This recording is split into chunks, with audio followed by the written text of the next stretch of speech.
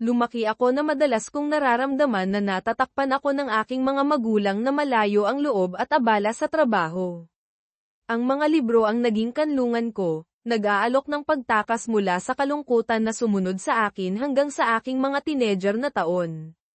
Sesa ko ng koneksyon, isang taong papuno sa kawalan na daladala ko. Nagbago ang lahat nang makilala ko si Anne-Marie Santos sa middle school. Pinaningning niya ang buhay ko, at ang aming pagkakaibigan ay mabilis na nauwi sa isang pag-ibig na tumagal sa high school, kolehiyo, at kalaunan sa kasal. Alam ko mula pa sa simula na gusto ko siya sa buhay ko magpakailanman. Sa kabila ng mga alalahanin ng aking mga magulang, malapit kami ngunit pinanatili namin ang aming sariling buhay. Ngunit ang mga sandali na ibinahagi namin ay palaging ang pinaka-espesyal. Siya ang aking matalik na kaibigan, at ginawa ko siyang aking asawa. Si Anne-Marie at ako ay magkaiba sa maraming paraan, siya ay palakaibigan, at ako ay reserbado, siya ay atletiko, at ako ay mas akademiko. Sa kabila ng aming mga pagkakaiba, mayroon kaming tunay na koneksyon na nagpapanatili sa amin. Hindi namin pinilit ang aming relasyon, ngunit palagi naming inuuna ang isa't isa, ibinabahagi ang lahat mula sa mga pangarap hanggang sa mga takot. Hindi ako sigurado kung naniniwala ako sa mga soulmate, ngunit kung mayroon man, siya ang akin. Nang hingin ko sa kanyang ama ang kanyang kamay sa kasal, kinwestiyon niya ang lahat, at kinailangan kong patunayan ang aking pagmamahal sa kanya. Gumawa ako ng isang pagpipilian na mahalin siya sa hirap at ginhawa. Sa kasamaang palad, ang pinakamasama ay dumating lamang pagkatapos ng 3 taon. Mahal ko pa rin siya at gusto ko ang kanyang kaligayahan, kahit na nangangahulugan ito na isakripisyo ko ang sarili ko. Sa mga nagdaang buwan, si Anne-Marie ay naging malayo, umuuwi ng gabi na at hindi na ngumingiti kapag nakita niya ako. Ang pagtanto na ang taong mahal mo ay hindi na nagmamahal sa iyo ay nakapanlulumo. Isang gabi, tahimik siyang pumasok sa silid kainan, at napansin ko ang pagbabago sa kanyang ugali. Hi Annie. Hey Gavin. Okay ka lang ba? Hindi talaga. Maupo ka para makapagpaliwanag ako. Pinractice ko ang sandaling ito, alam kong kailangan kong gawin ang pinakamahirap na desisyon sa buhay ko, ang palayain ka. Annie, mahal kita at palagi kitang mamahalin. Ayokong makipagtalo o mag-akusa. Gusto ko lang na magdesisyon tayo ng sama-sama kung ano ang pinakamabuti. Okay, syempre. Gavin, anong nangyayari? Ipinakita ng kanyang isang mga mata ang kanyang tunay na nararamdaman. Annie, palagi kong gusto ang kaligayahan mo, pero alam kong hindi ka masaya sa akin. Napaiyak siya, at kakaiba, nakakagaan sa pakiramdam na makita siyang nagagalit. Ayokong maghukay sa mga detalye, mas masasaktan lang tayo. Ngunit kung maaari tayong sumang-ayon na hindi ka masaya, malaki ang kahulugan nito. Bulong niya, oo, Gavin, alam ko. Salamat. Ang iyong katapatan ay nagbibigay katiyakan sa akin na ginagawa ko ang tamang pagpipilian. Gusto ko ng diborsyo. Si Miguel Santos ay isang lalaking labis kong iginagalang. Pinalaki niya at ng kanyang asawang si Maria ang 8 anak sa isang maliit na bahay sa isang magulong kapitbahayan. Siya ay malakas at matigas, ngunit ang katapatan niya sa kanyang pamilya ang pinaka-nagpabilib sa akin. May utang ako sa kanya ng paliwanag, kaya nakaupo ako kasama siya sa kanyang beranda sa loob ng ilang beers at sa wakas ay sinabi sa kanya. Mio, bakit ka nandito? Mas mahirap kaysa sa inaakala ko, sir. Wala akong ibang minahal kundi ang iyong anak mula nang una ko siyang makilala. Ipinangako ko sa iyo na palagi ko siyang uunahin, at iyon ang ginagawa ko ngayon, kahit na ako ay aalis. Gaya ng inaasahan, galit siya, naghahalo ng Ingles at Espanyol sa kanyang paghingi ng paliwanag na hindi ko kayang ibigay ng buo. Sir, mahal ko ang iyong anak, ngunit may ilang bagay na dapat manatili sa pagitan namin. Masakit aminin na nabigo ang aming kasal, ngunit naniniwala ako na ito ay para sa ikabubuti. Gusto kong marinig mo ito mula sa akin. Sa kalaunan, Kumalma siya ng sapat upang hayaan akong magbahagi ng ilang detalye. Bagaman nagagalit at napapahiya, pinayagan niya akong umalis nang walang karagdagang paghaharap. Hindi umiyak o nakipagtalo si Anne-Marie, at habang ako ay nakahinga ng maluwag, isang maliit na bahagi sa akin ang nagnanais na magmakaawa siya sa akin na manatili. Ngunit hindi niya ginawa, at kinumpirma nito ang aking desisyon. Ang tanging reaksyon niya ay nang banggitin ko ang pakikipag-usap sa kanyang ama. Kinausap ko ang tatay mo ngayon at ipinaliwanag ko ang sasabihin ko sa iyo. Sana ay maghiwalay tayo ng mabilis, ayokong magkaroon ng pagkasira ng pananalapi bilang karagdagan sa lahat. Inihanda ko ang mga papeles para sa paghahati ng aming mga ari-arian, lalo na ang bahay.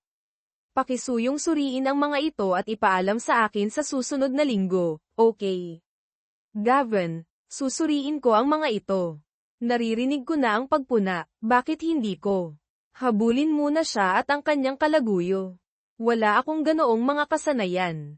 Ang huling away na napasukan ko ay sa high school nang pahiyakan ng isang tao si Anne-Marie. Halos mapaalis ako dahil dito, ngunit tinulungan ni Miguel Santos na panatilihing tahimik ang mga bagay. Ang pangalawang dahilan ay ang aking sariling kalusugan sa isip. Ako ay isang wasak, nawawalan ng tulog at halos natanggal sa trabaho. Wala akong malapitan. Namatay ang aking ina sa kanser sa dibdib sa kolehiyo, at ang aking ama, na naging isang malakas na umiinom, ay lumipat sa Florida at pinutol ang pakikipag-ugnayan. Kailangan ko ng bagong simula, at upang gawin iyon, kailangang sumang-ayon si Anne-Marie sa diborsyo. Ako ay 25 taong gulang lamang at kailangang muling itayo ang aking buhay. Hindi ko iniisip ang paghihiganti. Pagkalipas ng 2 linggo, nakaupo kami sa tanggapan ng abogado. Isinuko ni Anne-Marie ang bahay, na napagkasundoan naming ibenta. Hinati namin ang aming mga account, at itinago niya ang bagong sasakyan habang itinago ko ang aking lumang truck. Ang lahat ay naayos maliban sa 70 araw na panahon ng paghihintay. Ang tanging pinagsisihan ko ay ang pagsisinungaling kay Anne-Marie. Saan ka titira, Gavin? Umupa ako ng isang maliit na apartment malapit sa opisina. Mananatili ako doon hanggang sa malaman ko ang mga bagay-bagay. Maganda. Sa palagay ko magkikita tayo sa pagsasara ng bahay, hindi ba? Talagang. Magkita tayo sa lalong madaling panahon, Annie. Sa totoo lang, hindi ako mananatili. Nakaimpake ang aking truck, at iniwan ko ang aking singsing sa kasal sa mesa sa kusina na may isang tala na nagsasabing, Polem. Palagi kitang mamahalin. Maging masaya. Bago umalis sa bayan, nagpaalam ako kay Miguel Santos. Mio, kayo ni Anne-Marie ay nababagay sa isa't isa. Hindi ba pwedeng magkaroon ng kapatawaran? Alalahanin ang iyong mga panata. Oo, masyadong mabilis, sir. Pinatawad ko na siya sa puso ko. Mahal ko ang iyong anak, ngunit kailangan ko ng kapayapaan. Yinakap ako ni Maria Santos sa pintuan habang pinapayagan niya akong umalis. Mahina niyang sinabi, pagpalain ka ng Diyos, miho. Mamimiss kita. Umalis ako kaagad bago ako bumigay. Kapag hindi masaya ang iyong asawa, nakakatulong na malaman kung bakit, ngunit wala akong ideya. May lumabas na maliliit na bagay, tulad ng pag-iwan ng upuan ng toilet, ngunit kamakailan lamang ay hindi pa kami nagtatalo. Akala ko marahil ay na-stress siya sa trabaho, ngunit sinabi niyang magiging maayos siya. Sinusubukang pagbutihin ang mga bagay, gumawa ako ng higit pa sa bahay, pagluluto, paghuhugas ng pinggan, paglalaba, umaasa na mapapansin niya. Pagkaraan ng ilang linggo, nilinis ko pa ang banyo, isang gawaing kinasusuklaman ko. Kung hindi ko ito nalinis, maaaring hindi ko nalaman. Hindi ko sana inalis ang basura at natuklasan ang pregnancy test. Naghukay ako ng mas malalim at nakakita ng positibong pagsusulit, pagkatapos ay sinuri ang mga birth control pills, hindi ito nagalaw. Doon ko napagtanto na ibang lalaki ang nagpabuntis sa aking asawa. Ngunit sino? Hindi nagtagal upang malaman. Tinawagan ko si Anne-Marie na nagbabalak na magtanong, ngunit ang kanyang numero ay ipinasa sa front desk. Sinabi nila na umalis na siya. Nasa lot pa rin ang kanyang sasakyan, kaya nagmaneho ako sa kanyang opisina. Pagkalipas ng halos 20 minuto, nawala ang aking pag-asa na naaksidente siya. Pagkalipas ng 30 minuto, nakuha ko ang aking sagot. Ang kanyang boss, si Michael James, ay huminto sa tabi ng kanyang sasakyan, naghalikan sila ng lantaran. Ang aking ngiti, na dating kanya, ay para na sa iba. Iyon lang ang kailangan kong malaman. Nakauwi ako sa bahay na nauna sa kanya at itinago ang aking nararamdaman. Nang gabing iyon, halos hindi niya ako nilingon. Sa loob lamang ng mahigit 2 oras, alam kong tapos na ang aking kasal at natanto kong 20 oras ang biyahe papuntang Las Vegas. Ginawa ko ang biyahe sa loob ng 4 na araw, nagmamaneho sa Nebraska, Colorado, at Utah. Pinabagal ako ng mapayapang tanawin, at hindi ako sigurado kung kakayanin ng aking truck ang lupain. Sa ika-4 na araw, nag-check-in ako sa isang hotel, natulog ng 18 oras, at ginugol ang susunod na araw sa pagpuno ng mga aplikasyon sa pabahay. Wala pang isang linggo, isa akong bagong diborsyadong 25 taong gulang na walang pamilya. Ngayon, ako ay isang first-year law student sa isang dorm room na nagsisimula ng bagong buhay. Sana ay makapagbahagi ako ng mga kwento ng mga bagong pakikipagsapalaran pagkatapos ng kolehiyo, ngunit iba ang katotohanan. Wala akong karanasan sa pakikipag-date. Si Gavin at Anne-Marie ay palaging isang pares, at wala akong ideya kung saan magsisimula. Sa panahon ng law school, hindi ako nagpunta sa isang solong date o nagkaroon ng malalapit na kaibigan. Kung may nagpakita ng interes, hindi ko napansin ang mga senyales. Sa halip, ibinaon ko ang aking sarili sa pag-aaral, gamit ang paaralan bilang isang pagtakas. Ginugol ko ang 4 na taon sa pagkamit ng aking Juris Doctor at MBA, na naglalayong makakuha ng 4.0 GPA. Napag-usapan namin ni Anne-Marie na babalik kami sa paaralan kapag kami ay matatag sa pananalapi, kaya nang magpatuloy ako, kinuha ko ang LSAT, nag-apply sa mga paaralan, at tinanggap sa Las Vegas na may buong scholarship. Wala akong alam tungkol sa paaralan o sa lungsod, maliban na ito ay malayo sa bahay. Minsan sa isang buwan, sumusulat ako kina Mr. at Mrs. Santos tungkol sa aking mga pag-aaral. Ito ay isang ugali na nakuha ko mula sa aking mga magulang, marahil dahil sa rutina o isang pangangailangan na madama na may nagmamalasakit. 13 linggo sa aking unang semestre, nakatanggap ako ng isang pakete na nagpapatunay sa eksaktong halaga ng aking sirang puso. Hindi sila nagtanong, magbabahagi sila ng mga update tungkol sa kanilang iba pang mga anak ngunit hindi tungkol kay Anne-Marie, na hinahayaan akong isipin na mayroon pa rin akong pamilya na nagmamalasakit. Sa unang 6 o 7 buwan, nakipag-ugnayan ako. Hindi nila tahasang binanggit ang pagpapatawad o pagkakasundo ngunit nagpahiwatig hanggang sa biglang tumigil ang mga pahiwatig. Hindi ko kailanman pinagdudahan na pananatilihin ni Anne-Marie ang kanyang sanggol, ngunit nagtaka ako kung sasabihin niya sa kanyang mga magulang ang katotohanan bago ito maging halata. Nagtaka rin ako kung iiwan ni Michael James ang kanyang asawa at 3 anak upang gawin ang tama kay Anne-Marie. Wala akong lakas ng loob na magtanong, ngunit alam ko na ang isang batang ipinanganak sa isang itim na lalaki ay hindi magiging katulad ko. Pakiramdam ko ay duwag ako nang magpadala ako ng mga bulaklak, lobo, at isang gift basket sa bahay ni James na binabati sila sa sanggol. Nagpadala ako ng isang duplicate sa opisina ni Anne-Marie na naka-address sa pangulo ng kumpanya. Ipinangako ko sa aking sarili na hindi ako magpapakababa sa pananakit ng sinuman, kahit na si Michael James, ngunit labis na ang sakit. Hindi ako nagpakalat ng mga tsismis, nag-alok lang ako ng aking pagbati. Taos-puso akong natutuwa para kay Anne-Marie, alam kong nagsusumikap siya sa kanyang pangarap na magkaroon ng malaking pamilya. Ngunit hindi ko maaaring balewalain na ang kanyang kaligayahan ay dumating sa halaga ng aking sakit. Nang hindi alam kung ano ang nangyari pagkatapos ng aking mga regalo, Naisip ko ang isang sakuna na kinalabasan para kay Michael James, gayunpaman malamang. Ang maliit at duwag na gawaing ito ay nagpahintulot sa akin na isara ang kabanatang iyon ng aking buhay. Nasasaktan pa rin ako, ngunit tapos na. Nagdusa ang aking buhay panlipunan sa loob ng maraming taon pagkatapos ng diborsyo. Ang aking unang tunay na kaibigan ay isang kasamahan na 20 taon ang edad.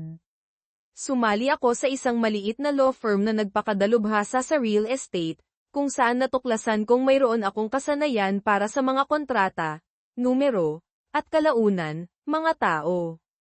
Gavin, kailangang magtiwala sa iyo ang mga tao upang malutas ang kanilang mga problema. Ibinibigay nila sa iyo ang mga susi sa kanilang mga pangarap, at kailangan mong maghatid. Mayroon kang isang regalo, at tutulungan kitang gamitin ito.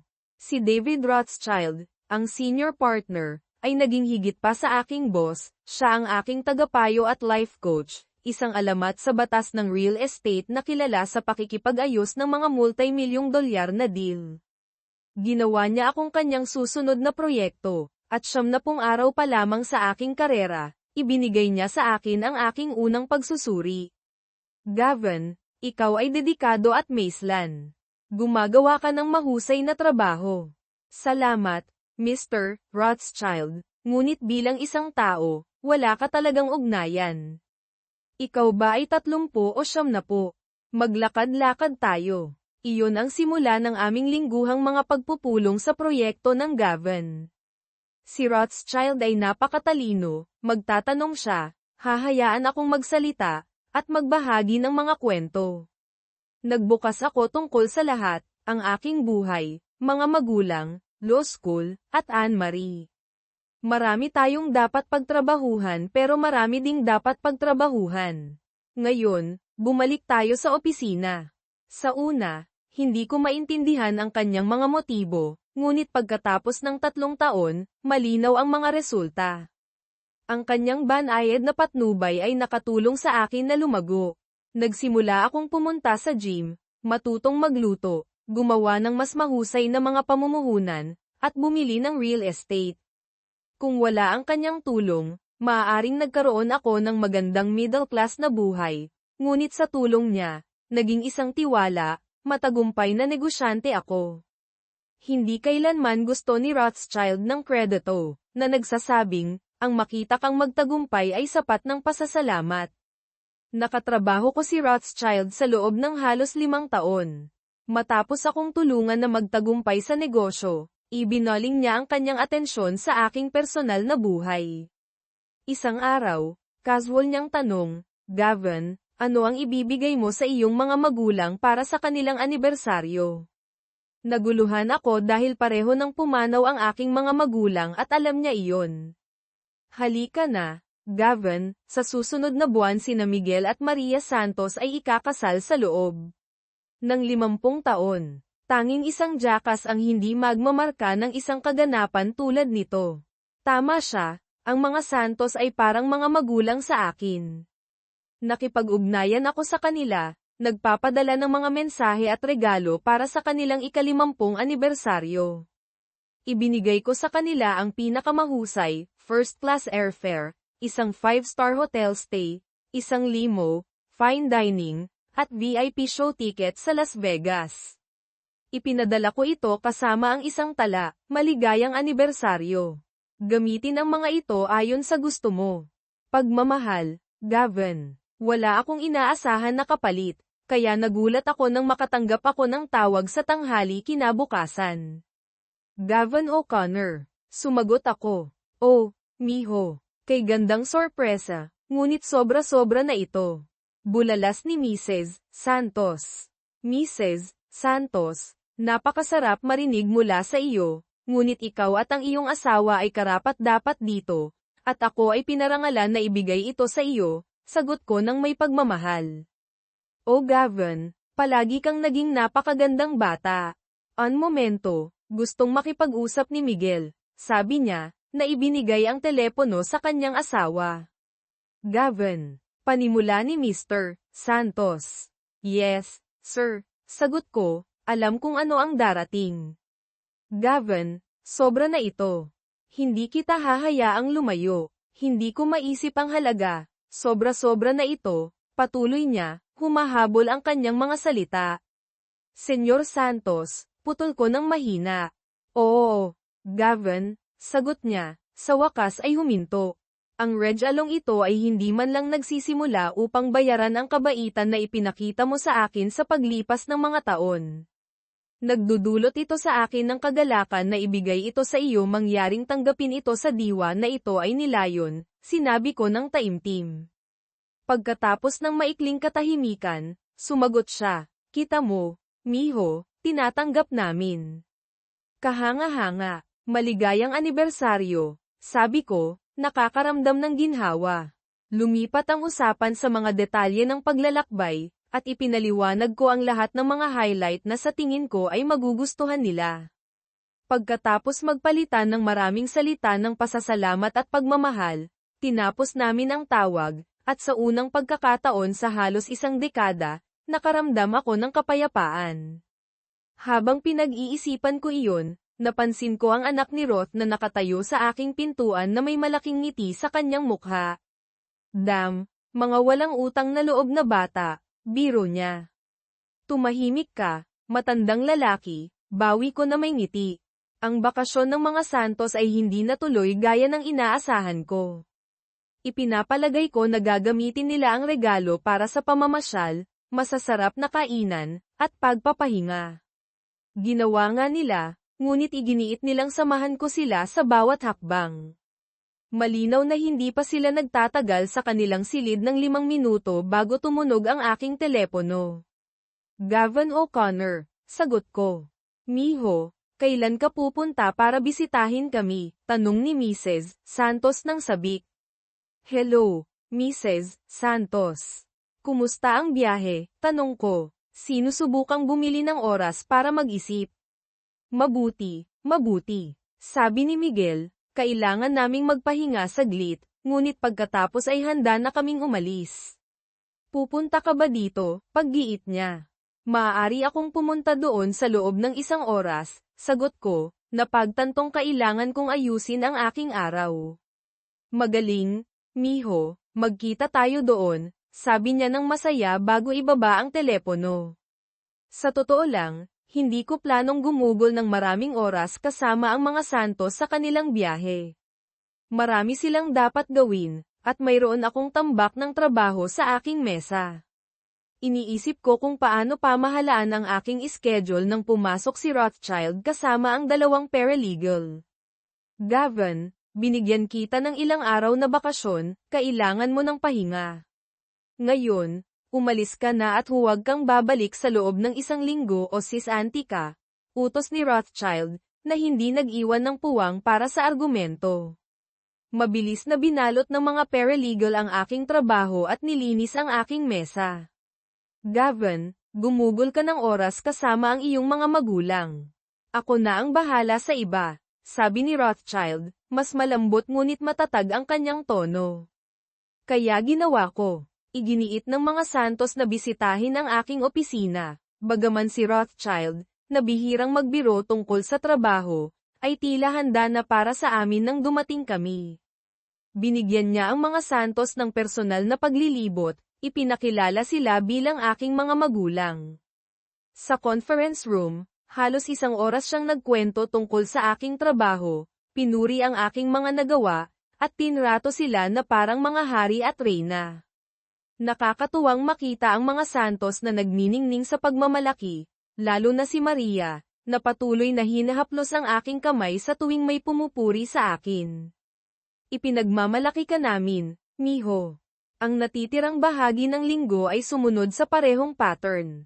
Kitang-kita ang impluwensya ni Rothschild saan man kami magpunta. Pinili ko ang limo, resort, mga restaurant, at mga palabas batay sa aking mga koneksyon sa negosyo. Ngunit tiniyak ni Rothschild na tratuhin kami na parang mga VIP.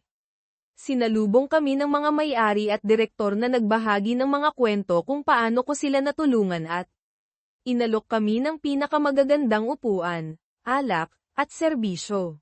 Kahanga-hanga ito, Mr. and Mrs. Santos, kailangan kong aminin na ang linggong ito ay mas naging kapana-panabik kaysa sa inaasahan ko.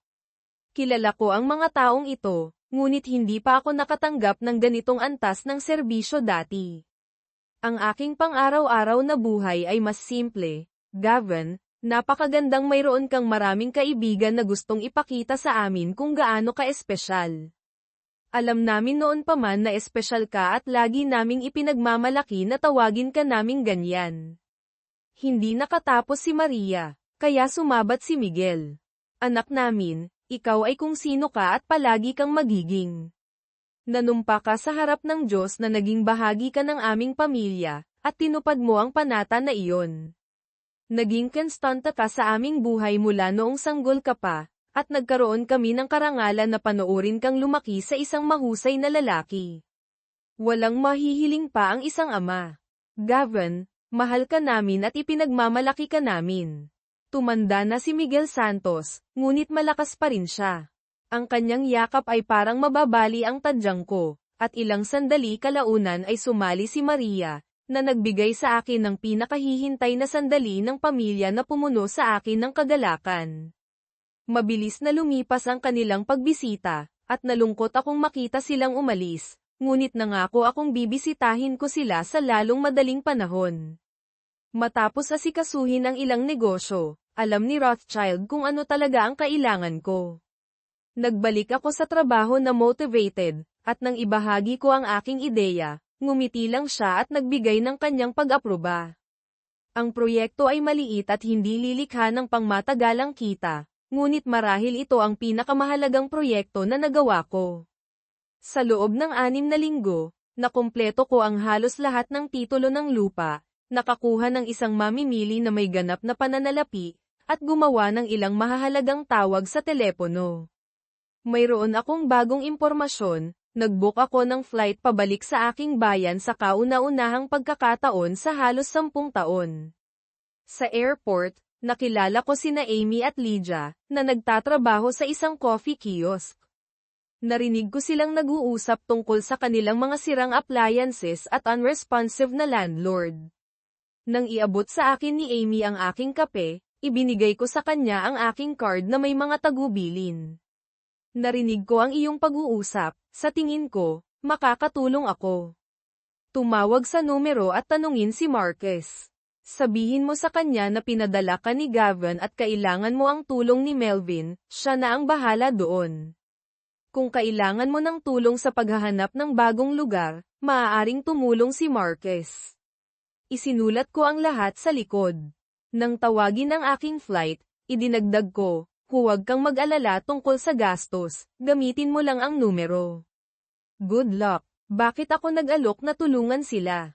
Simple lang, nakakita na ako ng maraming masasamang landlord sa real estate, at itinuro sa akin ni Rothschild na ang real estate ay hindi isang zero-sum game. Ang pinakamagagandang deal ay nakikinabang sa lahat. Ilang tawag, isang liham, at ilang trabaho mula sa isang paralegal ang maaaring makapagpalayo sa mga babaeng ito sa isang masamang sitwasyon. Paminsan-minsan ay gumagawa kami ng pro bono work, at wala itong pinagkaiba. Nagpadala ako kay Marquez ng mabilisang email para hindi siya mabigla kapag dumating ang tawag. Maikli ang flight patungong Omaha. Nakuha ko ang aking rental car at bagahe, pagkatapos ay nagmaneho ako sa paligid ng lungsod. Wala gaanong nagbago, bagaman hindi na ito parang tahanan. Nadaanan ko ang neighborhood ng mga Santos, kung saan karamihan sa mga bahay ay sira-sira maliban sa kanila. Malinaw na napabayan ang lugar.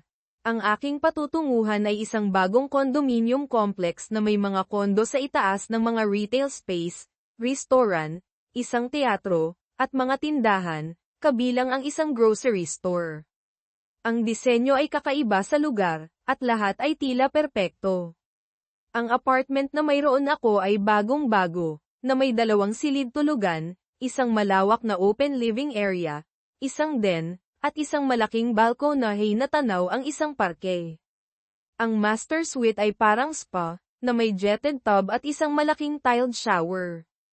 Ang lugar ay magandang pinalamutian ng mga top-of-the-line fixtures at appliances. Ilang personal na touch, at mararamdaman na ito ang tahanan. Nakipagkita sa akin ang mga Santos para sa hapunan sa isa sa mga restaurant, dumating sa oras at nakadamit para sa isang gabing pamamasyal. Nagkaroon kami ng isang masayang hapunan na puno ng tawanan, umaasa na ang natitirang bahagi ng gabi ay magiging kasing saya. Sina Miguel at Maria Santos, parehong 67 taong gulang, ay kasal na sa loob ng 50 taon. Bata pa rin sila sa puso ngunit nagpapakita ng mga palatandaan ng isang buhay ng pagsusumikap. Sa aming pamamalagi sa Las Vegas, nalaman kong handa na silang magretiro ngunit nag-aalala tungkol sa kanilang pananalapi at paninirahan sa isang neighborhood na napapalibutan ng krimen at mga abandonadong bahay. Ang aking layunin ay, baguhin iyon. Gaya ng paalala sa akin ni Rothschild, ito ang ginagawa ng mga anak para sa kanilang mga magulang. Inimbitahan ko ang mga Santos pabalik sa kondo para sa isang late-night party. Nang humakbang kami sa elevator, mukhang nagulat sila. Hindi ko alam na hotel ito. Miho, siguro mamahalin ang mga kwartong ito. Oo, kailangan nating pag-usapan iyan. Nang buksan ko ang pinto ng apartment, humanga sila sa kwarto. Hiniling ko sa kanilang 7 anak na ilarawan ang pangarap na bahay ng mga Santos, at tiniyak kong saklawin ang lahat ng kanilang mga kagustuhan. Pagkatapos ay ibinaling nila ang kanilang atensyon sa champagne. May ipinagdiriwang ba tayo? Oo, sana. Ano ang okasyon? Pinutok ko ang tapon. Ang inyong pagreretiro at bagong tahanan. Itinaas ko ang aking baso at kinawayan ang buong silid. Nako, sobra na ito. Hindi namin matatanggap. Hindi ito regalo, ngunit magkakaroon ka ng sapat para bilhin ito. Mangyaring umupo at pag-usapan natin ito. Nag-aalangan sila, ngunit maayos ang takbo ng mga bagay. Kapag pinirmahan natin ang mga dokumentong ito, bubuo tayo ng isang partnership, ang Santos Investment Group. Una, isasara natin ang 19 na ari-arian malapit sa iyong bahay, pagkatapos ay ipapackage natin ang mga iyon kasama ang iyong kasalukuyang bahay, hihiling tayo ng pagbabago sa zoning, at ipagbibili ang mga ito sa Property Management International, na nagpaplanong magtayo ng isang hotel at retail space sa tabi ng bagong arena. Matatanggap natin ang mga nalikom sa pagbebenta sa loob ng 90 araw. Ipinakita ko sa kanila ang naka-highlight na halaga ng dolyar sa papel. Nagulat sila. Ang apartment na ito ay inuupahan sa susunod na 3 buwan na may opsyon na bilhin. Narito ang gastos. Iniabot ko sa kanila ang isa pang papel. Ang kalahati ng natitirang kita ay magpopondo ng isang lifetime annuity para sa inyong dalawa na may buwanang dividends. Ipinakita ko sa kanila ang 3 papel. Makakapagretiro ka ng comfortable sa iyong bagong tahanan. Nag-aalok lang ako ng payo sa negosyo at libreng legal na serbisyo. Hindi sila magiging mayaman, ngunit hindi na nila kailangang magtrabaho muli. Ito ay isang silver parachute, at sapat na ito. Gavin, paano mo ito nagawa ng napakabilis? Ang pagbili ng ari-arian sa tabi ng inyo ay nangailangan ng ilang pagsisikap, ngunit nakahanap si Rothschild ng isang mamimili sa pamamagitan ng kanyang mga koneksyon. Isang bagong kasino ang itinatayo sa kabila ng ilog sa Iowa, kaya nakipagnegosasyon kami sa presyo batay doon. Ang pagbabago sa zoneng ay mangyayari sa tulong ng aming mga mamimili sa konseho ng lungsod. Ang iba pa ay isang solidong pamumuhunan. Umiyak si Maria ngunit ngumiti, at umiling si Miguel sa hindi paniniwala. Isang himala, higit pa sa aming inaasahan.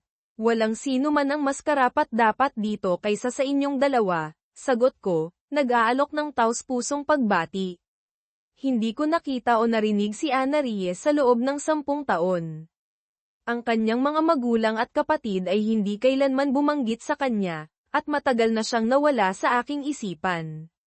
Ngunit nang makita ko siyang muli, parang nagising ako mula sa isang mahimbing na pagtulog. Minahal ko siya sa buong kabataan ko at unang bahagi ng aking pagiging adulto, ngunit ngayon ay wala akong nararamdaman. Ang aming pagkikita ay ganap na nagkataon. Kailangan kong kumuha ng ilang bagay para sa isang paparating na biyahe, At ang bagong mall ay may isa sa aking mga paboritong tindahan. Habang nagbabrowse, narinig ko ang isang pamilyar na boses sa likod ko. You have great taste, sabi ni Ana Rie. Ang kanyang tono ay pinaghalong sorpresa at nostalgia. Lumingon ako at nakita ko siyang halos katulad ng naaalala ko, mas matanda, na may hindi gaanong masayang ngiti at ilang dagdag na pounds. Siya ay isa lamang mas mature na bersyon ng babaeng minsan kong pinakasalan. Hi, Ana Rie, bati ko sa kanya, hindi masyadong sigurado kung ano ang aasahan. Bakit ka nandito? Tanong niya, bahagyang may kuryosidad ang kanyang boses. Naglilibot-liit ako, at ikaw, sagot ko, pinapanatili ang pag-uusap na magaan. Oh, dito na ako nagtatrabaho ngayon, paliwanag niya. Ang ibig kong sabihin, bakit ka nasa bayan? Tinatapos lang ang ilang negosyo at binibisita ang mga lumang kaibigan, sagot ko. Nasa listahan mo ba ako ng mga kaibigan na bibisitahin? Tanong niya, kalahating nagbibiro ngunit may bahid ng pag-asa ang kanyang tono. Sa totoo lang, hindi, pag-amin ko. Oh, okay. Nice to see you, Gavin, sabi niya, bahagyang may pagkadismaya sa kanyang boses.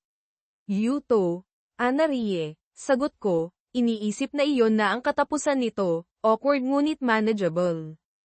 Hindi ko inaasahang makikita siyang muli, ngunit nang aalis na ako, napansin ko siya sa cash register.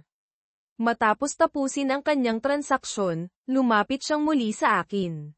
Gavin, gaano ka katagal mananatili sa bayan? Tanong niya, medyo mas nag-aalangan sa pagkakataong ito. Siguro ilang araw, sagot ko, hindi pa rin sigurado kung saan ito patungo.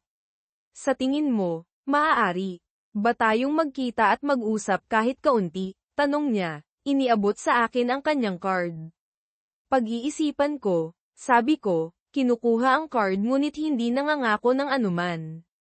Lumakad ako palayo nang walang isa pang salita. Naka-move on na ako at wala na akong iba pang masasabi sa kanya. Gayunpaman, laban sa aking mas mahusay na paghuhusga, 2 gabi pagkatapos, natagpuan ko ang aking sarili na nakaupo ng nag-iisa sa isang booth sa isa sa aking mga paboritong bar.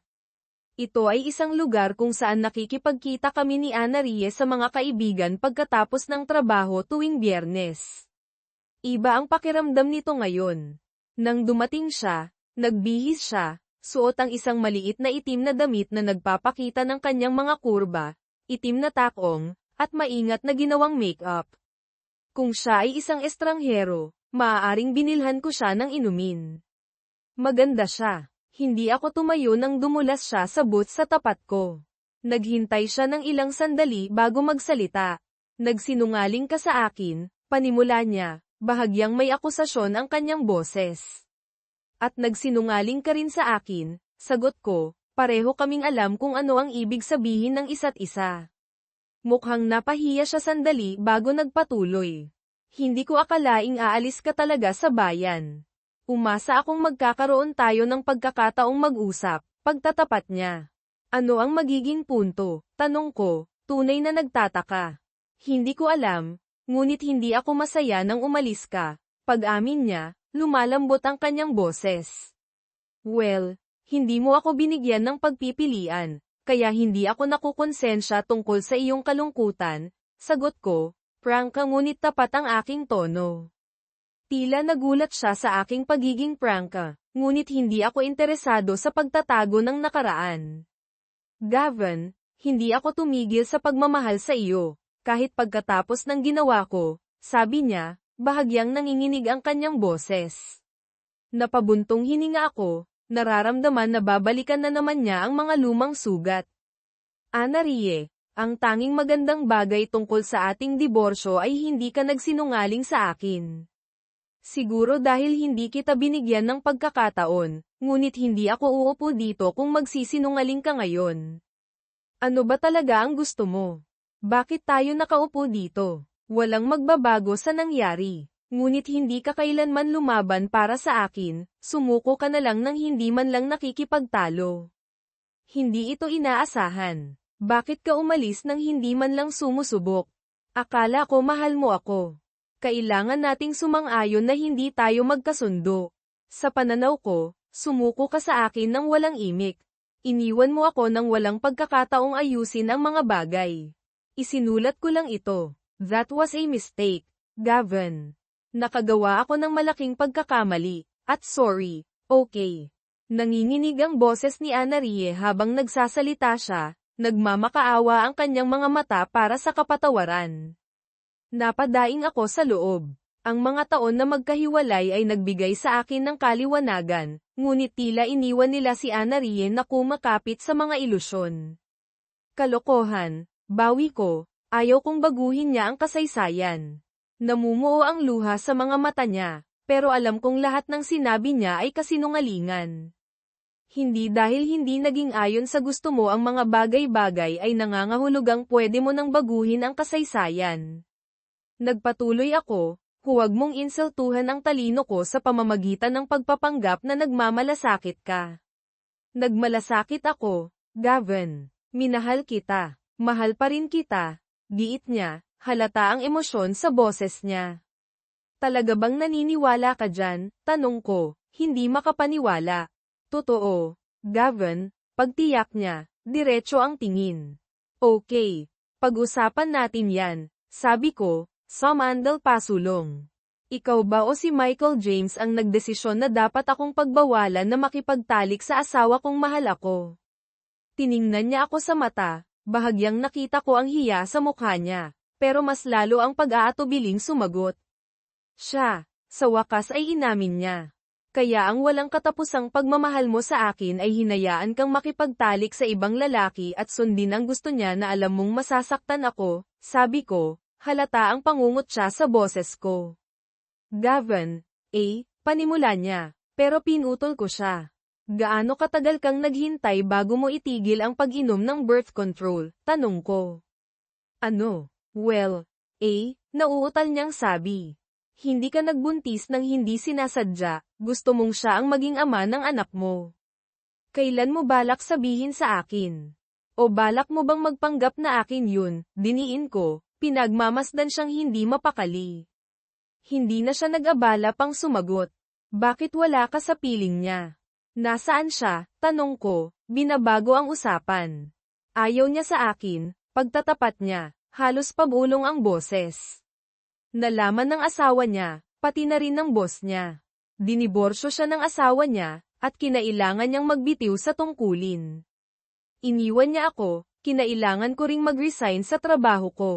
Masyadong nakakahiya, at dapat akong maawa. Bakit? Tanong ko, malamig ang tono. Hindi ko alam, Gavin, sabi niya, nababasag ang boses. Nagkamali, ako. Napasok ako sa isang masamang bagay, at hindi ko na napigilan. Alam kong mali ako, hindi mo ba ako mapapatawad? Minahal kita, namatay ako noong araw na umalis ka at hinahanap-hanap kita mula noon. Gusto kong bumalik ka para bigyan ako ng pagkakataong humingi ng tawad, para sabihin sa iyong hindi ko na yun uulitin. Nag-iisa lang ako, Gavin. Hindi ako halos kinakausap ng mga magulang ko. Iniiwasan ako ng mga kapatid ko, at wala akong kaibigan. Nag-iisa lang ako. Anarie, pinatawad na kita noon pa, pero hindi na pwedeng bumalik sa dati, mariin kong sabi. Nasa iyo ang anak mo, siya ang magpapainit sa iyo sa gabi. Ang sakit naman, sabi ni Anarie, may bahid ng pagkasakit sa boses. Hindi mas masakit kaysa sa mga kasinungalingan na sinasabi mo sa akin, sagot ko. Hindi nagpapatinag. Hindi ako nagsisinungaling, Gavin. Gusto ko ng isa pang pagkakataon. Yan ang pinapangarap ko sa lahat ng mga taon na to, pakiusap niya. Hindi yan mangyayari, pahayag ko, hindi nag-iwan ng kahit anong pagdududa. Bakit, Gavin? Alam kong mahal mo ako, sinabi mong palagi mo akong mamahalin, paalala niya, desperasyon na ang nararamdaman sa boses niya. Palagi kitang minahal, pero hindi yun sapat, pag-amin ko, nararamdaman ang bigat ng katotohanan. Bakit hindi? Tanong niya, nanginginig ang boses. Dalawang dahilan. Una, hindi na ako ang dating taong pinakasalan mo, nagbago na ako, at hindi mo na ako kilala. Sigurado akong hindi na kita kilala kung nakilala man kita, paliwanag ko. Kilala mo ako, Gavin. Ako pa rin ang parehong babaeng minahal mo. Kung ganoon, ano ang pangalawang dahilan, tanong niya, kumakapit sa pag-asa. Iyan ang unang tapat na bagay na sinabi mo, pero narito ang pangalawang dahilan, noon ay isang tanong. Gusto mo ang iba, at hinayaan kitang mapunta sa kanya nang walang masasakit na salita dahil mahal kita. Mula nang umalis ako, nag-aral ako ng abogasya, pumasa sa bar exam, nagsimula ng bagong karera, at nagtayo ng bagong buhay, pero wala pa akong ibang nakasama mula noong huling beses nating magkasama. Kaya sabihin mo sa akin, ilang lalaki na ba ang nakasama mo habang nangungulila ka sa akin? Hindi man lang makatingin si Ana Rie sa mga mata ko. Kita mo, Ana Rie, alam kong nagsasabi ka ng totoo, pero noon hindi ko napagtanto na ang babaeng mahal ko ay isang sinungaling at manloloko. Paano pa kita mapagkakatiwalaan ulit? Bakit ko pa nga ba gugustuhin? Bigyan mo ako ng isang dahilan kung bakit kita papabalikin sa buhay ko na hindi lang makikinabang sa iyo. Kung magagawa mo yan, baka may pag-asa pa tayo. Umiyak siya ng tahimik habang tumatayo ako para umalis. Iyan nga ang akala ko. Palem, Ana Rie. Pagkaraan ng 3 buwan, nakita ko silang muli habang pabalik ako sa Omaha para sa negosyo. Maayos ang lahat, at nag-e-enjoy sina Miguel at Maria sa kanilang bagong tahanan.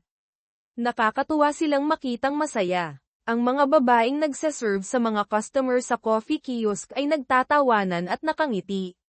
Sa pagkakataong ito, abala ako sa telepono ko nang tawagin nila ang pangalan ko. Mr. O'Connor, tawag ng isang boses, na umagaw ng pansin ko. Yes, can I help you? Sagot ko, lumingon para harapin sila. Noong una, hindi ko nakilala ang dalawang babae, pero nag-click din. Oh, right, kamusta? Tanong ko, naaalala ang nakaraang pagkikita namin. Okay lang, Mr. O'Connor, sagot ng mornang babae. Gusto naming magpasalamat sa iyo, pero hindi namin alam kung paano. Gavin na lang, at hindi na kailangan ang pasasalamat. Natutuwa lang ako na naging maayos, sabi ko na may nakakapanatag ng ngiti. Ang morena, isang magandang babae na nagngangalang Amy na kulot ang buhok at may maghiliw ng ngiti, ay nagsalita habang ang kanyang pinsan na si Lydia, isang mahiyain na blonde, ay tahimik na nakatayo sa tabi niya. Nang i-anunsyo ang flight ko, sinimulan kong iligpit ang mga gamit ko, naghahandang sumakay. Nice to see you both again, sabi ko, handa nang umalis. Nang akmang aalis na ako, tumakbo si Amy at inabutan ako ng napkin na may nakasulat na numero ng telepono. Gusto naming magpasalamat ng maayos. Tatawag ka ba pagbalik mo? Tanong niya, umaasa ang tono. Hindi inaasahan, tumango lang ako. Sige, walang problema, sagot ko, itinago ang napkin sa bulsa ko. Sa malalaking holiday, laging nagtitipon ang pamilya, Easter, Thanksgiving, Christmas, 4th of July, at 5 de Mayo. Kakaiba ang mag-imbita ng lahat para magtipon sa Setyembre, pero yan ang ginawa ko. Nagulat ako na nagkasya ang lahat sa bagong apartment ng mga Santos, maliit ang espasyo pero komportable para sa pagtitipon. Tiningnan nila ako, naghihintay sa sasabihin ko. Ito ang isa sa mga pinakamahirap na bagay na gagawin ko. Baka isipin nilang hindi ko lugar para magsalita, pero tama ang pakiramdam ko. Gaya ng palaging sinasabi ni Rothschild, sinusunod ko ang kutob ko. Gusto ko kayong lahat dito para isang beses ko lang sabihin to, at marinig nyo lahat ng sabay. Ang tratuhin bilang ganap na miyembro ng pamilyang ito ang isa sa mga pinakadakilang kagalakan ko. Miguel at Maria, ang pagmamahal at suporta ninyo ay nakatulong sa akin sa mahihirap na panahon, at palagi akong magpapasalamat. Pero naaalala ko rin na naging bahagi rin si Ana Rie ng pamilyang ito, nakibahagi siya sa saya at sakit gaya ng iba sa atin. Niloko niya ako, at gumawa ako ng mahihirap na desisyon dahil doon, pero hindi niya kayo niloko. Ilang buwan na ang nakalipas, kinausap ko siya sa unang pagkakataon sa loob ng 10 taon. Masakit ang usapan, nasabi ko sa kanya ang masasakit na bagay, pero ang mas nakasakit ay ang sinabi niya sa akin tungkol sa inyong lahat. Kaya, ng buong paggalang, kailangan kong sabihin ito, kailangan ninyong tigilan ang pagiging mga maliliit na a-hole at tigilan ang pagtatakwil sa anak at kapatid nyo hanggang sa bumalik siya kung saan siya nababagay. Ayokong makipag-ugnayan sa inyo, Mr. at Mrs. Santos. Hindi ko kayo taken, at hindi nyo rin ako dapat taken hanggang sa matapos na ang kalokohang ito. Ang gulat sa mga mukha nila ay hindi nagdulot sa akin ng kasiyahan. Sa mga salitang iyon, lumayo ako sa aking foster family, hindi sigurado kung makikita ko pa silang muli. Ang sumunod na taon ay naging abala, sa propesyon at personal. Sa opisina, nagtrabaho kami sa napakabilis na takbo na hindi kayang panindigan. Pagkatapos ng halos 8 linggo ng 14 na oras na trabaho at walang tigil na deal, sumuko na si Rothschild. Isang gabi sa conference room, ipinaalam niya sa amin, tama na. Tapos na ako. Hindi ko na kayo matagalan. Sarado na tayo. Lumabas kayong lahat dito at huwag nang babalik sa loob ng 1 linggo. Babayaran ko kayo kung hindi ko kayo kailangang makita. Pagkatapos ay lumabas siya ng building. Sa unang araw ng aking mandatory break, nilinis ko ang apartment ko at natuklasan ang mga furniture na nakatago sa ilalim ng mga tambak ng papeles, damit, at takeout container. Inayos ko ang labada ko, nililinisan ang mga bulsa ko at nakita ko ang napkin na may numero ni Amy. Sa ikatlong araw, na may malinis na apartment at na-update na closet, nakaupo pa rin ang napkin sa dining room table ko na parang centerpiece. Kaya nagdesisyon akong tumawag. Parang tanga ang boses ko. Hello, sagot ni Amy sa telepono. Yes. Can I speak to Amy, please, yutal ko, biglang kinakabahan. Ako to, sagot niya. Oh, hi Amy. This is Gavin O'Connor. Nagkita tayo sa airport, binigay mo sa akin ang number mo, paalala ko sa kanya, umaasang naaalala niya. Yes, I remember you, Gavin, sabi niya, mainit at pamilyar ang tono. Well, alam kong biglaan, pero gusto mo bang pumunta kayo ni Lydia sa dinner mamaya? Naisip kong magluluto ako para sa inyong dalawa at marinig kung paano ang takbo ng apartment ninyo. Gusto naming mag-dinner sa apartment mo mamaya, masiglang sagot ni Amy. Fantastic, great, can I get your address? Tanong ko, napagtantong hindi ko pa naibibigay sa kanya ang mga detalye. Ibinigay ko ang address ko, medyo naguguluhan, pero excited. Pagdating nila, mas komportable akong makipag-usap kina Amy at Lydia ng personal. Tahimik pa rin si Lydia, pero tumingin siya sa akin at ngumiti, na higit pa sa sapat para gamaan ang pakiramdam ko. This is a great apartment, Gavin. Do you host parties here often? Tanong ni Amy, pinagmamasdan ang paligid.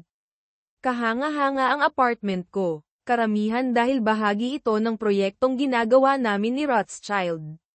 Sinunggaban ko ang pagkakataong bumili ng 3-bedroom penthouse na may magandang tanawin ng strip, pero hindi ko binanggit na ako rin ang may-ari ng building.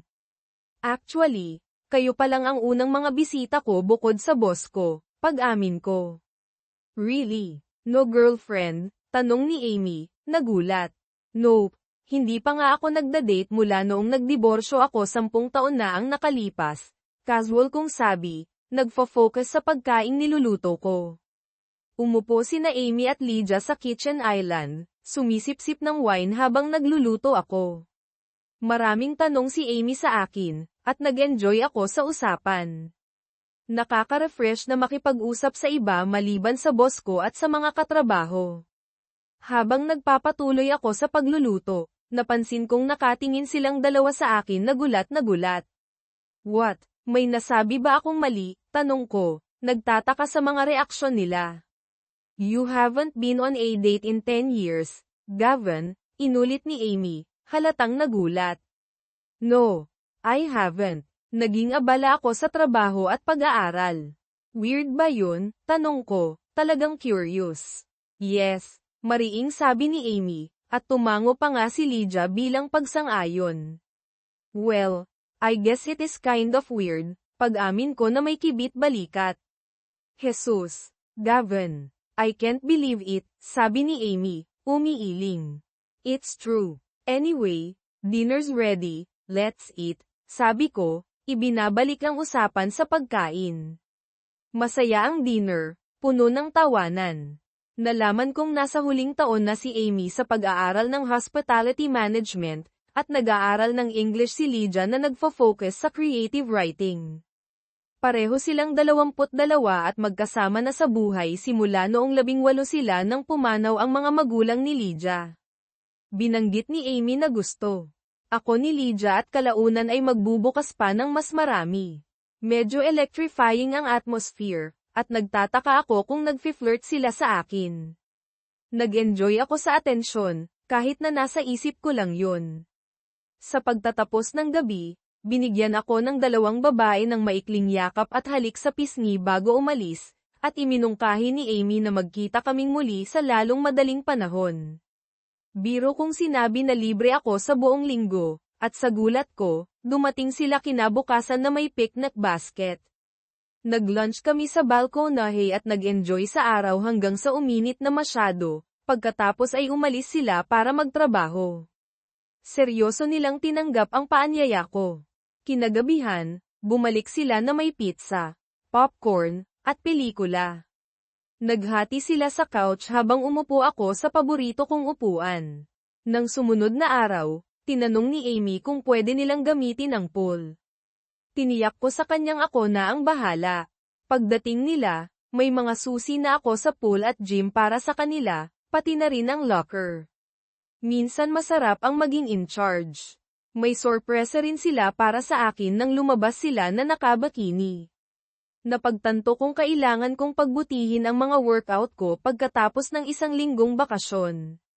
Nagkaroon kami ng routine, magtatrabaho ako sa araw, at bibisita sila ng ilang gabi sa 1 linggo para sa dinner, panonood ng pelikula, o para lang mag-hangout. Sa mga weekend, naghanap kami ng mga gawaing magagawa namin ng sama-sama. Gumagamit din sila ng gym ng regular, kahit wala ako doon. Gustong-gusto akong tuksuhin ni Rothschild tungkol doon. Kung hindi kita masyadong kilala, iisipin kong sabay kang nakikipag-date sa 2 babae. Give me a break, man. Magkaibigan lang kami, at itago mo na lang ang mga fantasies mo sa sarili mo. Mga 4 na buwan sa aming pagkakaibigan, napansin kong may mali sa isang tahimik na dinner noong Biyernes ng gabi sa lugar ko. Mukhang unusually reserved ang mga babae habang natatapos ang dinner. Masyadong matindi ang tensyon para balewalain. Girls, is something wrong? No, not really. Nag-aalangan si Lydia, pagkatapos ay nagsalita. Gusto kang tanungin ni Amy, pero hindi namin alam kung paano sasabihin. Amy, pwede mo akong tanungin ng kahit ano. Wala akong filter sa inyong dalawa, magtanong lang, at ipinapangako kung hindi ako masasaktan sa sagot ko. Amy huminga ng malalim. Bakit hindi ka pa gumagawa ng hakbang sa amin? Hindi ba kami kaakit-akit para sa iyo? Nabigla ako at naglaan ng ilang sandali upang magpakahinahon. Pareho kayong nakamamanghang maganda, pero hindi ako gumawa ng hakbang sa 2 kadahilanan. Una, ayokong masira ang ating pagkakaibigan o isipin ninyo na isa akong matandang lalaki na nagpapagala-gala para maglibang. Pangalawa, hindi ko nga sigurado kung paano gumawa ng hakbang dahil hindi ko pa nagkaroon ng pagkakataong gawin ito. Nagpalitan ng tingin sina Amy at Lydia, pagkatapos ay nagpatuloy si Amy. Gavin, talagang nag-e-enjoy kami sa pakikipag-usap sa iyo, at gusto ka naming 2. Gusto ko rin kayong kasama, pero naghahanap kami ni Lydia ng isang taong espesyal, at gusto naming maunawaan mo kung ano ang ibig sabihin nito. Mga babae, pareho kayong napakagandang tingnan, at sigurado akong makakahanap kayo ng isang taong espesyal nang walang problema. Mukhang may gustong sabihin si Lydia, pero pinagpatuloy ni Amy. Gavin, Ayaw naming makahanap ng dalawang magkaibang espesyal na tao, gusto namin ng isa, at iniisip namin na ang taong iyon ay maaaring, ikaw. Nagulat ako. Bago pa ako makasagot, idinagdag ni Amy, gusto naming maunawaan mo kung ano ang hinihiling namin. Gusto ni Lydia na basahin mo ang ilan sa kanyang mga gawa ngayong gabi, sa tingin namin ay makakatulong ito sa iyo na maunawaan kung ano ang hinahanap namin. Pagkatapos ay maaari tayong mag-usap bukas tungkol sa kung ano ang ibig sabihin nito para sa ating lahat. Kaya mo ba iyon? Sa tingin ko ay kaya ko. Gusto mo lang na basahin ko ang kanyang mga kwento. Oo, Gavin, at pagkatapos ay mag-uusap tayo. Napagtanto ko na maaaring magbigay ito sa iyo ng maling impresyon tungkol sa akin. Mayroon akong matatag na paniniwala tungkol sa tama at mali, at tinatrato ko ang mga taong mahal ko ng may kabaitan at paggalang. Naniniwala ako sa mabuhay at hayaan mabuhay, hanggat walang nasasaktan. Gayunpaman, maaari rin akong maging matigas kung kinakailangan, lalo na sa negosyo. Ang A Child Called It ni Roth ay sumasalamin sa aking katangiang Jekyll at Hyde, nagbibigay sa mga tao ng panimula, ngunit hindi nag-aatubiling gumanti kung niloloko. Hindi ako ganito bago sinira ni Anna-Rie ang puso ko. Ang kanyang pagtataksil ay nagpatibay sa aking katapatan sa mga pinagkakatiwalaan ko at walang awa sa mga nagtataksil sa akin. Sa loob ng mahabang panahon pagkatapos ng diborsyo, wala akong gaanong interes sa pag-ibig. Nilamon ako ng sakit ng diborsyo, at anumang bagay na nagpapaalala sa akin kay Anna-Rie ay hindi ko matagalan. Hinarap ko ito sa pamamagitan ng pagtuon sa aking pag-aaral at trabaho. Tumagal ng maraming taon bago hamupa ang sakit. Napalampas ko ang maraming karanasan sa buhay dahil nakilala ko ang pag-ibig ng aking buhay sa murang edad. Hindi pa ako nag-aya ng babae, hindi pa nagkaroon ng one-night stand, at hindi ko alam kung paano makaakit ng isang tao. Ang takot na ma-reject ang pumihil sa akin.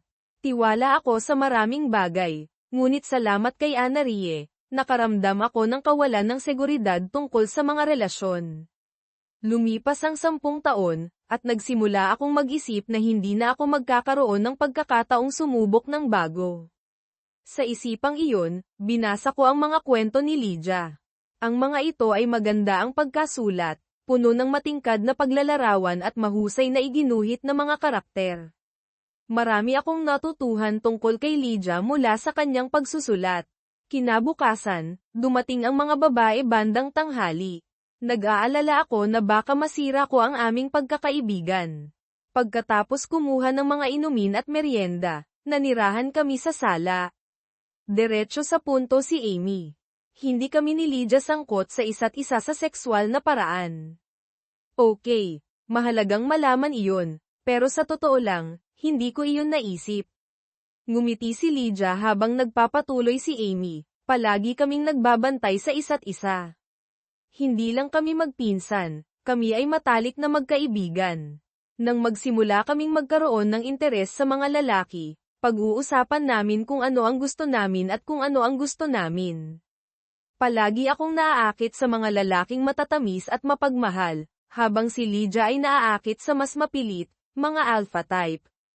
Ang mga lalaking nakadate niya ay mahusay sa kama ngunit madalas na tratuhin siya ng hindi maganda sa mga date. Kahit na naiintindihan ko ang kanyang atraksyon, ayaw kong masaktan siya. Umupo silang magkatabi, naghawak ng kamay, pagkatapos ay natupad ang aming pinakamasamang takot. Naging masyadong agresibo ang isa sa mga boyfriend ni Lydia, at ilang linggo pagkatapos, nalaman niyang buntis siya. Hindi naging maayos ang pagbubuntis, at kinailangan nilang wakasan ito para sa kanyang kalusugan. Nagkaroon ng mga komplikasyon, at hindi na maaaring magkaanak si Lydia. Napuno ng luha ang kanilang mga mata. Palagi naming pinangarap na magkasama ang aming mga anak sa paglalaro. Kami ay 19 na taong gulang pa lamang, at nagtapos ang pangarap na iyon bago pa man ito magsimula. Pero mahal ko si Lydia ng higit pa sa isang pinsan, higit pa sa isang kaibigan. Nagpasya kami na hindi kailangang magtapos ang aming pangarap, Ibabahagi namin ang aking mga anak at palalakihin silang magkasama bilang mga koina.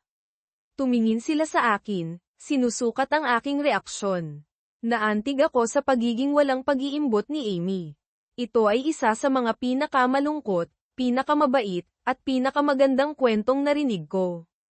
Ngumiti sila ng mahina, ngunit pagkatapos ay nagkaroon kami ng isa pang problema, paghahanap ng tamang tao. Ang mga lalaking gusto ko ay masyadong mahina para kay Lydia, at ang mga lalaking gusto niya ay masyadong mayabang para sa akin. Kailangan namin ng isang taong espesyal, mabait, ngunit tiwala, at pagkatapos ay nakilala namin kayo, bulong ni Lydia, na nagsasalita sa akin sa unang pagkakataon. Bumilis ang tibok ng puso ko. Nagpatuloy si Amy, tinulungan mo kami nang hindi humihingi ng kahit ano bilang kapalit, isa ito sa mga pinakamagandang bagay na nagawa ng sino man para sa amin. Habang nakilala ka namin, napagtanto namin na maaaring ikaw ang hinahanap namin. Nagpasya kaming maging tapat sa iyo, kahit na nangangahulugan ito na isusugal namin ang aming pagkakaibigan. Nagulat ako, napagtanto na inalok ako ng isang buhay kasama nilang dalawa. Sobrang dami nito para tanggapin. Kailangan ko ng ilang oras para mag-isip. Maaari ba tayong magpahinga at mag-usap pa sa katapusan ng linggo? Siyempre, Gav. At naiintindihan namin, sagot ni Amy, at umalis sila kaagad. Alam ko na ang aking sagot ngunit gusto kong magbigay sa kanila ng isang maalalahanin na tugon. Ibinahagi nila ang isang bagay na napaka-personal, at gusto kong tumugon sa parehong paraan. Nang hapon ding iyon, nagpatakbo ako ng ilang errand, pagkatapos ay bumalik sa aking apartment at nagpadala ng text kay Lydia bago tawagan si Amy. Hello. Sagot ni Amy. Hi, Amy, si Gavin ito. Nagtataka ako kung gusto mong maghapunan kasama ako ngayong gabi. Tanong ko, sinusubukang panatilihing casual ang aking tono. Sa background, naririnig ko ang pagtunog ng telepono ni Lydia, na sinundan ng kanyang nagulat na buntong hininga. Gavin, gustong-gusto kong maghapunan ngayong gabi. Masiglang sagot ni Amy. Great, sesunduan kita sa alas 7. Sabi ko, nakakaramdam ng pananabik. Pagkatapos kong ibaba ang telepono, hinintay ko ang tugon ni Lydia. Ang mensaheng ipinadala ko sa kanya ay mas mapanganib, pumunta ka sa lugar ko sa alas 6:15. Huwag kang mahuhuli, dito ka magpapalipas ng gabi. Mabilis at simple ang kanyang sagot, perfect. Nang dumating ako para sunduin si Amy, nawalan ako ng salita sandali. Ang ganda niya sa isang maliit na itim na damit. Inabutan ko siya ng isang bouquet ng puting liryo. Wow! Ang ganda mo! Sabi ko, totoong humanga. Salamat, Gavin, sa mga bulaklak at sa papuri, sagot niya nang nakangiti. Romantiko ang aming gabi. Nagbahagi kami ng alak at sushi sa isa sa kanyang mga paboritong restaurant, pagkatapos ay pumunta sa isang nightclub para uminom. Nag-usap kami tungkol sa aming mga pangarap, mga plano sa hinaharap, mga anak, at pamilya. Sa pagtatapos ng gabi, nagkaroon kami ng malalim na ugnayan. Habang naglalakad kami sa isang parke, naghawak ng kamay, hindi ko maalis ang nagtatagal na pag-aalala. Anong bumabagabag sa iyo? Tanong ni Gavin, nakikita ang aking pagkabalisa. Bakit ako, Amy? Mahigit 10 taon akong mas matanda sa iyo, diborsyado, at ang bawat mata ay nakatingin sa iyo ngayong gabi. Maaari kang magkaroon ng kahit sino, pagtatapat ko, na nilalabas ang aking mga insecurities. Gavin, malalaman mo rin ito, pero para ngayong gabi, kaya mo bang tanggapin na ikaw ang isa? Wala nang iba para sa akin, paniniguro niya sa akin. Oo, makakasama ko iyon. Salamat sa isang napakagandang gabi, Amy, sabi ko, nakakaramdam ng mas magaan na pakiramdam. Hindi, Gavin, salamat, sagot niya, pinipisil ang aking kamay. Noong linggo ng pagkabuhay, natagpuan ko ang aking sarili sa aking lumang simbahan, nakakaramdam ng hindi pagiging komportable. Nagbalik loob ako sa Katolisismo para pakasalan si Anne-Marie at naging tapat na miyembro ng parokya noong panahon ng aming kasal, ngunit kakaibang makabalik doon muli. Ako ay nakaupong mag-isa sa loob ng mga 15 minuto nang may umupo sa tabi ko. Mukhang magandang lugar ito para sa pagtatapat, sabi niya. Patawarin mo ako, Gavin, dahil nagkasala ako, sabi ni Anna-Rie, na sinira ang katahimikan. Anna-Rie, pinatawad na kita matagal na, sagot ko, humarap sa kanya. Alam ko, Gavin, pero pinatawad mo ako noong hindi ko iyon karapat-dapat, noong hindi pa nga ako nagsisisi. Ngayon naiintindihan ko na ang sakit na idinulot ko sa iyo. Sana maibalik ko ang lahat. Lagi kong iniisip na karapat-dapat ka sa isang taong mas mahusay. Pasensya na hindi ako naging babaeng karapat-dapat sa iyo. Salamat sa pagbabalik ng aking pamilya. Sinabi sa akin ng aking ama na dahil iyon sa iyo. Salamat, Anne-Marie. Pinahahalagahan ko ang iyong paghingi ng tawad. Palagi kang malugod. Naging maayos ang misa, at naging kasiya siya ang brunch ng pagkabuhay. Ngunit habang lumilipas ang araw, napagtanto ko na wala na akong lugar sa pamilya Santos. Panahon na para magpatuloy. Nang oras na para umalis, nagkaroon ng mga luhaang polem. Niyakap ako ni Maria Santos sa pinto, naiintindihan ang higit pa sa kanyang sinasabi. Inilagay niya ang kanyang kamay sa aking pisngi, ipinikit ang kanyang mga mata sandali, at pagkatapos ay bumulong, pagpalain ka ng Diyos, Mayo. Mami miss kita. Ang aking personal na buhay ay malayo sa normal sa loob ng maraming buwan. Kami ni Amy, Lydia ay nagkaroon ng isang hindi pangkaraniwang pattern, na ginubugol ang karamihan ng aming oras ng magkasama bilang isang malapit na trio. Kung nakatira sila sa akin ng full-time, maaaring gumugol lamang kami ng ilang oras ng magkasama bawat linggo. Napakasaya ko sa pakikipag-date kay Amy, bagaman ang aming relasyon ay hindi pa lumampas sa halikan. Alam naming pareho kung kailan ang tamang oras, at sumang-ayon ako.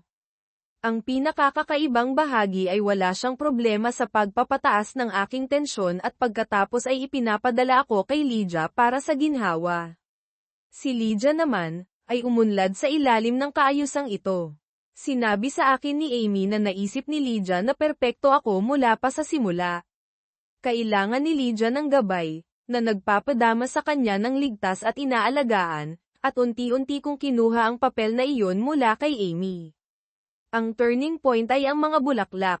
Hindi ko gaanong naisip ang pagbibigay sa kanila ng mga bulaklak, ngunit naramdaman ko na tama iyon. Binigyan ko si Amy ng mga bulaklak sa aming unang date at sa mga random na sandali dahil romantiko iyon. Ang mga bulaklak ni Lydia ay isang pasasalamat na inihatid ng hiwalay dahil sa mga pangyayari. Napakaganda ng aking unang date kay Amy, ngunit habang bumabalik ako kay Lydia, nag-alala ako na hindi ko matutugunan ang kanyang mga pangangailangan. Hindi ko na kailangang mag-alala. Sa loob ng mga sumunod na buwan, marami akong inisip tungkol sa kung paano mapapanalo si Lydia, ngunit noong unang gabing iyon, nanaig ang likas na ugali. Nang pumasok si Lydia na may pinakamalaking ngiti, na hawak ang kanyang mga bulaklak, alam kong ginawa ko ang tamang bagay. Habang umaalis ako sa Omaha sa huling pagkakataon, nakaramdam ako ng malalim na kasiyahan. Nakaligtas ako sa pagtataksil ni Marie, nagsimula ng bagong buhay, at nagtayo ng isang karera, ngunit may kulang pa rin, tunay na kaligayahan. Sa daan pa uwi, huminto ako, bumili ng 2 bagay, at mabilis na bumalik. Pagdating ko sa bahay, masaya sina Amy at Lydia na makita ako, at nagkaroon kami ng isang magaan at nakakatuwang hapunan ng magkasama. Umasa ako na gagawing mas mahusay ang aming mga buhay. Pagkatapos ng hapunan, habang naglilinis sila sa kusina, pinanood ko silang nagtatrabaho ng magkasama, nag-e-enjoy sa gawain dahil lang sa magkasama sila. Alam ko kung bakit hindi pa tayo nagsesex, sabi ko. Lumingon si Lydia para tumingin sa akin habang pinanatili ni Amy ang kanyang mga mata sa lababo. Kapag nagmahalan tayo sa unang pagkakataon, ito ay upang lumikha ng buhay, upang ibahagi ang isang bahagi ng ating sarili para sa isang karaniwang layunin. Iyon ang dahilan kung bakit tayo magsasama. Ngunit mayroong mas mahalagang dahilan, bibigyan mo kami ni Lydia ng isang bagay na hindi namin makukuha sa aming sarili, isang anak. Ngumiti si Lydia sa gitna ng kanyang mga luha. Sa tingin ko ay hinihintay mo akong mapagtanto ito, at matagal ka nang naghintay. Lumuhad ako at inilabas ang isang kahon. Nagsimulang tumalon si Lydia sa kagalakan habang binubuksan ko ito. Dahan-daang lumingon si Amy, may luha sa kanyang mga mata. Amy, papakasalan mo ba ako? Oo, Gavin, papakasalan kita. Mamahalin kita magpakailanman at ibibigay ko sa iyo ang lahat ng mayroon ako. Nagyakapan muna sina Amy at Lydia, na nagpapakita kung gaano sila kalapit sa isa't isa at kung gaano namin kailangan ang bawat isa.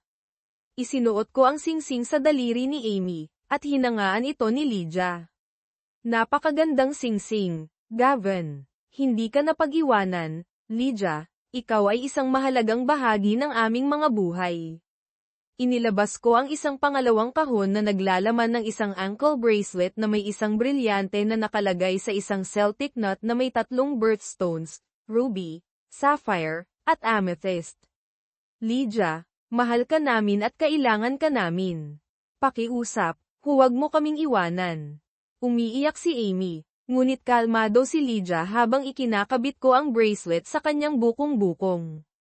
Nasa bahay na ako, Gavin. Wala akong pupuntahan. Ikinasal kami pagkaraan ng 3 buwan sa isang maliit na seremonya kasama si Lydia sa tabi ni Amy at Rothschild sa tabi ko.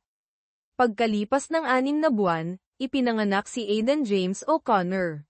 Sumunod ang kambal na Sophia Marie at Stephen Michael, at pagkatapos ay ang sanggol na si Olivia Rose. Ang mga lalaki ay kamukha ko, si Sophia ay isang maliit na bersyon ni Amy, at si Olivia ay isang clone ni Lydia.